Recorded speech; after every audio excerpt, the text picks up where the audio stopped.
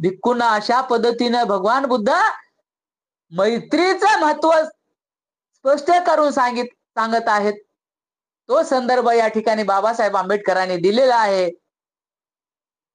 श्रावस्ती येथे बुद्ध राहत असताना मैत्री संबंधाने त्यांच्याशी भिक्खू संघाशी चर्चा करत असताना भूमीचं उदाहरण, हवेचं उदाहरण आणि गंगेचं उदाहरण देऊन त्याप्रमाणे भिक्खूचं काय केलं पाहिजे. कुणी आपला अपमान करत असेल, कुणी अन्याय करत असेल तर तुम्ही मात्र त्यांच्याशी मैत्रीनेच वागत राहिले पाहिजे.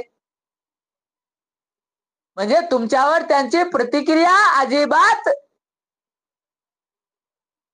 असता कामा नये. त्यांचा राग नाही आला पाहिजे, तुम्हाला त्यांचा द्वेष आला नाही पाहिजे. तुम्ही कसे वागले पाहिजे? मैत्रीनेच वागले पाहिजे त्यांच्याशी. मग पुढे काय म्हणतात?